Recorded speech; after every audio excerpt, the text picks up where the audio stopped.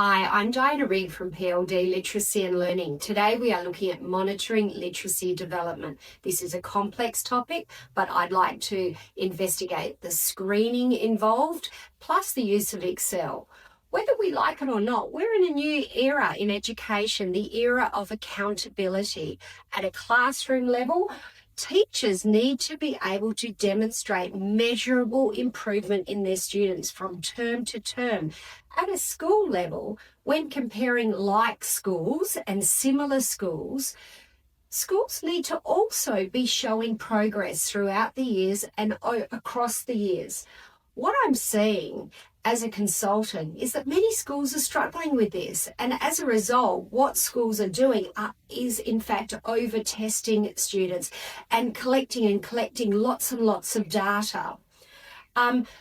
What we need to keep in mind from the outset here is collecting data in itself doesn't do anything to improve literacy levels. It's only when the data that is collected then impacts the teaching and the instruction that is going on in those classrooms. We need to balance. There is external testing that needs to happen. This is mandated testing that we have no control over in schools. But then there's internal screening. And that internal screening, schools you do have control over, and we need to get that balance right. In terms of internal screening, is it time efficient? Once that data is collected, it does need to inform teaching practice, mid-term checks or end-of-term checks, so that key milestones are being monitored. And with all of those screens, what you'll see is there's a hierarchy of skills, and checking a student's progression through that hierarchy of skills through that screening. So 2 examples I'm going to lead you through. Now, if we look at the kindy year for developing phonological awareness, phonemic awareness, and the alphabet, a really simple screen like this has term 1, term 2, term 3, term 4 skills. Each of these subtests takes around a minute to assess, and then it's possible to take that data and put it into an Excel document where teachers put in their term 1 kindy results, their term 2 kindy results, term 3 kindy results, etc. Another very well-known hierarchy of stage 1, reading, spelling and writing, starting at CVC, then into into blends, into late phonics.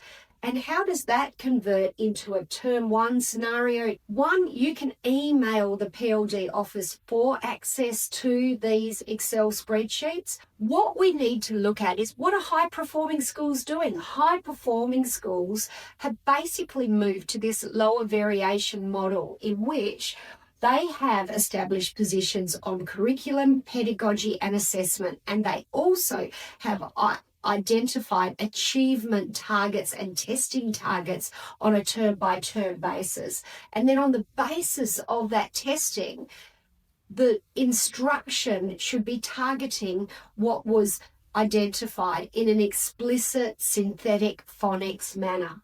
If you require any more information, I would suggest on the PLD website, hitting the Contact Us.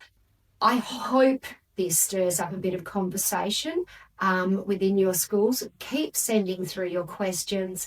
I'm Diana Reid from PLD. If you found this information useful, don't forget to click the subscribe button and check out our related videos shown here. If you have any questions or feedback, please add them to the comments below and we'll be sure to respond. Otherwise, you can reach us via live chat on our website, pld-literacy.org. Thanks again for viewing.